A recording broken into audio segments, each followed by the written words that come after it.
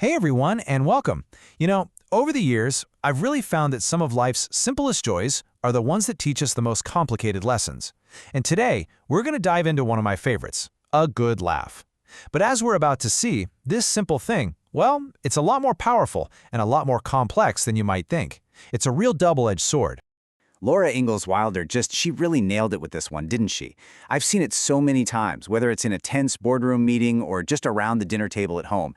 Laughter has this incredible, almost magical power to just cut through the fog of a tough moment. It's that shared sigh of relief that can snap everything back into perspective. All right, so let's put on our engineering hats for just a second. We all know what laughter feels like, but what's actually going on inside our bodies? It's a pretty amazing biological process, almost like a perfectly designed chemical reaction with specific inputs, catalysts, and, some really powerful and predictable results. Exactly. See, a laugh isn't just some fleeting emotion. It's a full-on physical event. It kicks off this incredible chain reaction in your body, a kind of positive feedback loop, where the physical act of laughing makes you feel better, which of course can make you laugh even more. It's literally our body's built-in secret weapon for fighting off stress. So let's break this system down. It all starts with a physical jolt. You suck in more oxygen, which gets your heart, lungs, and muscles going. It's kind of like firing up an engine. Then, that initial rush tells your brain, hey, release the good stuff. And out come the endorphins, our body's own natural mood lifters. And the result of all that? A cool down. Your stress just melts away, your muscles relax. It's such an elegant, built-in process for bringing us back to balance. But here's the thing. Like any powerful tool, the conditions have to be just right. I mean, think about it. The same torch that can weld two pieces of steel together can also cut right through them. And when the context is wrong, humor stops being a tool for connection, and it can do some real damage. And you can see the two paths perfectly on this slide. On one hand, you've got humor that acts like a bridge, fostering connection, making bonds stronger. But on the other hand, that exact same tool can be used to tear people down, to dismiss their pain and make things worse. The key takeaway here is that your intent and the context, they decide everything. So you have to ask yourself, am I building a bridge or am I breaking one? So how do we navigate this whole thing? Well, this brings us to some, let's call it earned wisdom.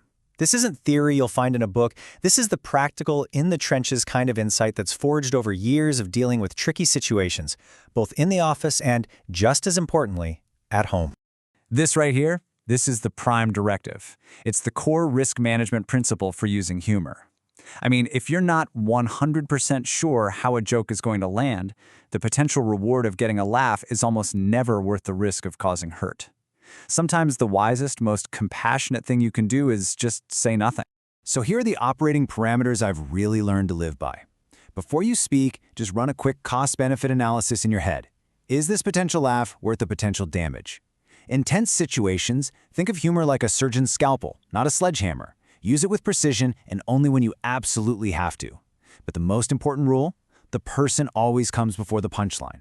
A cheap laugh is never worth an expensive relationship. Okay, so how do we make all this practical? How do we actually build this muscle of using humor thoughtfully? Well, it really comes down to a simple little pre-flight checklist you can run through in your head before you ever open your mouth. This is it. This is the pause. That little moment of reflection between the impulse to say something funny and the act of actually saying it. Honestly, it's the most important step in this whole process. This simple three-point check is your best guide. First, timing. Is now the right moment, or are things still a little too raw? Next up, the audience. Do you know for sure that this person or this group is going to get it and be okay with it? And third, the topic. Is this subject actually fair game, or does it maybe touch on a real source of pain for somebody in the room? If you hesitate on any of those, that's your signal. The best move is to just hold back. And that brings us right back to the beginning. Laughter really is a gift. It's this powerful tool we have for getting rid of those dark clouds we all face. The challenge then, for all of us, is to become skilled with it, to learn how to use it with wisdom and care, and the kind of precision that brings light and connection into the world without ever accidentally causing any harm. Thanks for spending this time with me.